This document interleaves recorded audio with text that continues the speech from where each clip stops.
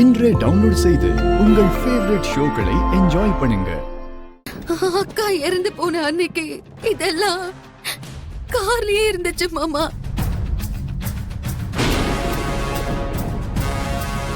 அப்புறம் ஏன் இந்த விஷயத்தை என்கிட்ட சொல்லல?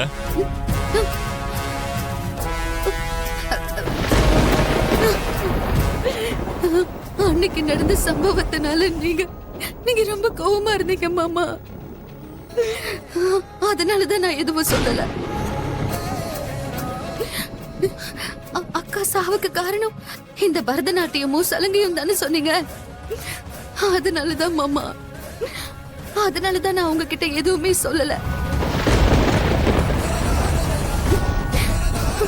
இதெல்லாம் உங்க கண்ணுல பட்டா உங்களுக்கு கோவம் வரும்னு எனக்கு தெரியும் மாமா.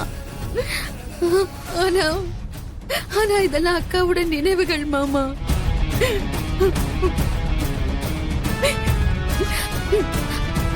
எனக்கு ஒரு புது வாழ்க்கையை கொடுத்த அக்காவுடைய நினைவுகள் இதெல்லாம். அக்காவை மறைக்கிறதுக்காக நீங்க வேணா இந்த நினைவுகள் வேண்டாம்னு சொல்லலாம். ஆனா நான் தினமும் சாப்பிடுற சாப்பாடு, வாழ்ற வாழ்க்கை, இது எல்லாத்துலயும் என் அக்கா தான் இருக்காங்க. அந்த பாசத்தை என்னால மறைக்க முடியாது மாமா. அதனாலதான் இது எல்லாத்தையும் நான் பத்திரமா எடுத்து வச்சிருக்கேன்.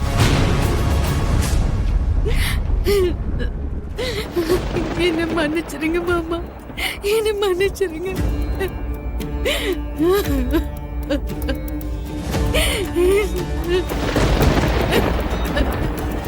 அவளை ஞாபகப்படுத்துற மாதிரி இருக்கிற எந்த ஒரு பொருளும் இந்த வீட்ல இருக்கவே கூடாது. அவளை மறந்து போறதுக்கு, நான் ஒரு சாதாரண மனுஷனா மாறுறதுக்கு எவ்வளவு நேரம் எடுத்துச்சுன்னு உனக்கு தெரியாது. தூக்கி போட்டுடு, அது எல்லாத்தையும் வெளியில தூக்கி போட்டுடு. திரும்ப இது எல்லாத்தையும் கொண்டு வந்து என்ன மறுபடியும் பைத்தியக்காரன் ஆக்கிடாது.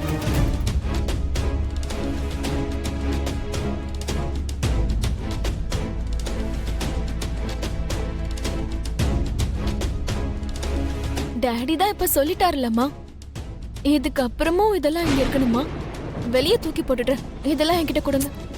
உனக்கு தெரியாது. இத வச்சு நான் செய்ய வேண்டியது நிறைய இருக்கு. நீ போ. ஆனா அதான் டாடி வேண்டான்னு சொல்றாரு. அம்மா வேணும்னு சொல்றேன்ல. போ.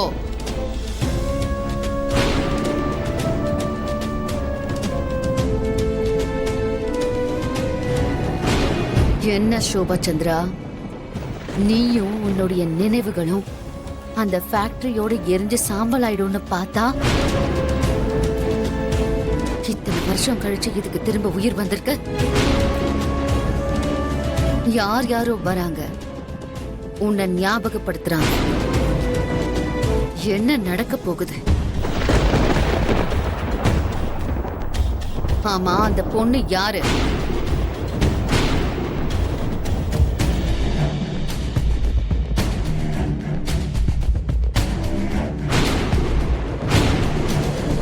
முடிஞ்சு போன கதைக்கு எண்டு காடு இருக்கணுமே தவிர ஏன் மறுபடியும் ஆரம்பிக்குது?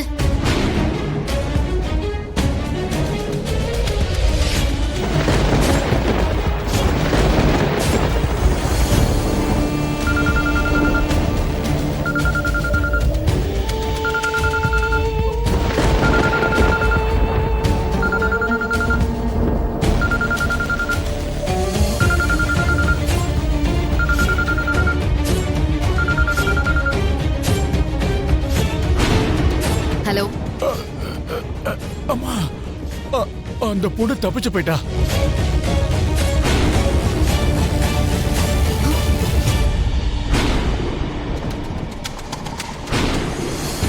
என்னடா உளர்ற? ஆமாமா, எவனோ வந்து எங்களை அடிச்சு போட்டுட்டு அந்த பொண்ணை கூட்டிட்டு போயிட்டாமா. யார் அவன்?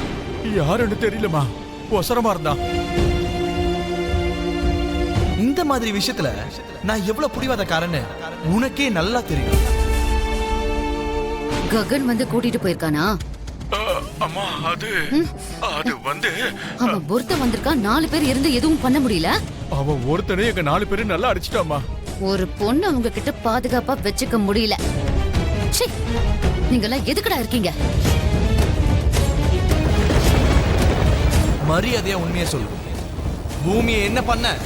என்ன பத்தின உண்மையை சொல்லிட்டீங்களா? இல்லம்மா, உங்களை பத்தி எதுவும் சொல்லல. நிஜமாவே சொல்லல. சொல்லலம்மா.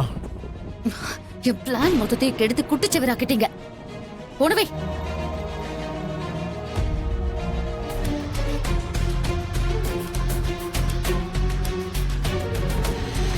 இன்னும் கொஞ்ச நேரத்துல என் குலுசு வந்துருவா. எப்படி இருக்காளோ என்னமோ. அவளை பார்க்காம எப்படி போறது? பெரியம்மா சொன்னதுக்கு அப்புறமும் நான் போகலன்னா நல்லா இருக்காது. ஆனா இப்ப போயிட்டா கொலுசையும் பார்க்க முடியாது. என்ன செய்யறது?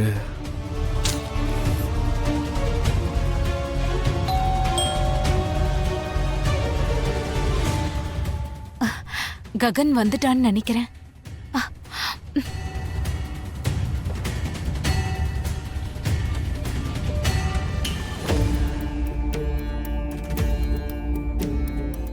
என்னடா மறுபடியும் வந்திருக்க? அது வந்து பெரியம்மா, அது என்னால போக முடியாது பெரியம்மா. ஏன்? என் சைக்கிள் ரெஸ்ட் எடுத்துட்டு இருக்கு.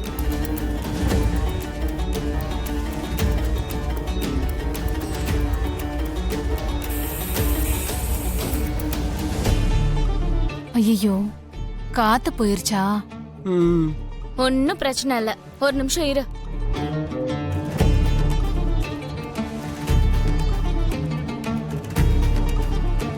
ஆ, பாவி பம்ப் எடுத்துட்டு வராளே.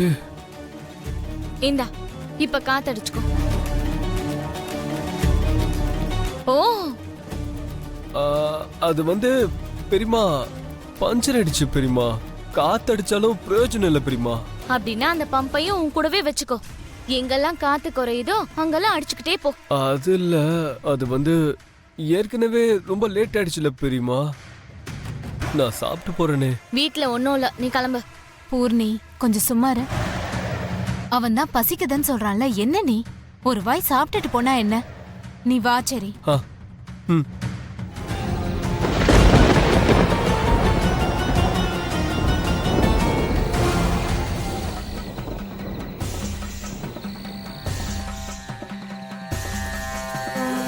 அங்க பாத்தீங்களா? ஏய் தைத்தக்கா,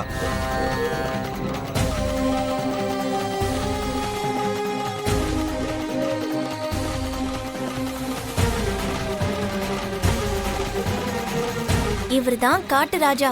காட்டுல வழி தவறி போன நம்மள மாதிரி ஆளுங்களுக்கு இவர்தான் பாதுகாவலர்.